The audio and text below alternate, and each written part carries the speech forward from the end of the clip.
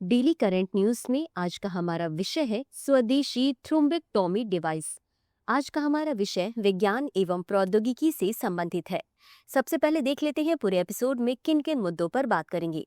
जानेंगे चर्चा में क्यों है, फिर जानेंगे स्वदेशी थ्रोम्बेक्टोमी डिवाइस के बारे में, साथ ही जानेंगे प्रौद्योगिकी विकास बोर्ड के बारे में और अंत में देखेंगे अभ्यास प्रश्न को। तो चलिए शुरू करते हैं। हाल ही में स्ट्रोक देखभाल के लिए भारत के पहले स्वदेशी थ्रोम्बेक्टोमी डिवाइस के विकास के लिए वित्तीय सहायता की घोषणा की गई। इसकी घोषणा केंद्र सरकार के विज्ञान एवं प्रौद्योगिकी विभाग के अंतर्गत प्रौद्योगिकी विकास बोर्ड द्वारा की गई है। यह कदम भारत में चिकित्सा उपकरणों के क्षेत्र में आत्मनिर्भरता की दिशा में महत्वपूर्ण पहल है। अब जान लेते हैं स्वदेशी थ्रोम्बेक्टोमी डिवाइस के बारे में। थ्रोम्बेक्टोमी एक चिकित्सा प्रक्रिया है जिसमें रक्त के थक्के को हटाकर मस्तिष्क में रक्त प्रवाह को पुनः स्थापित किया जाता है। यह प्रक्रिया विशेष रूप से इस्केमिक स्ट्रोक के इलाज में उपयोगी है, जिसमें मस्तिष्क के किसी हिस्से में रक्त का प्रवाह रुक जाता है। रक्त के थक्का बनने को थ्रोम्बस भी कहा जाता है, जो रक्त प्रवाह में रुकावट डालता है। इससे ऊतक क्षति तथा मृत्यु भी हो सकती है। रक्त के थक्के बनने के सबसे आम स्थान पैर, हाथ, आंत, मस्तिष्क, फेफड़े और हृदय हैं।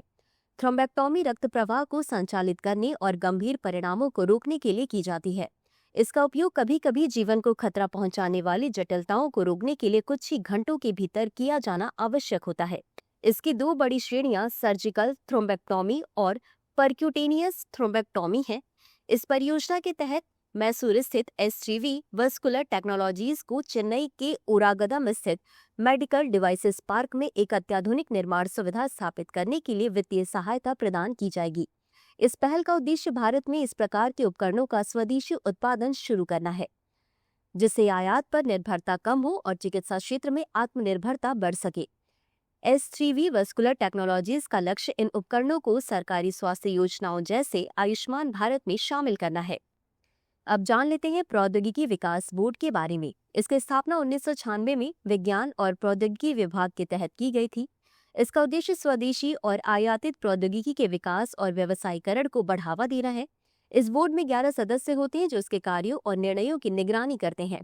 टीडीबी ने global innovation and technology alliance की स्थापना का समर्थन किया है। बता दें कि GITA एक गैर लाभकारी सार्वजनिक निजी साझेदारी वाली कंपनी है। इसका मकसद नवोन्मेषी प्रौद्योगिकी समाधानों में औद्योगिक निवेश को बढ़ाना है। अन्य प्रमुख बिंदु।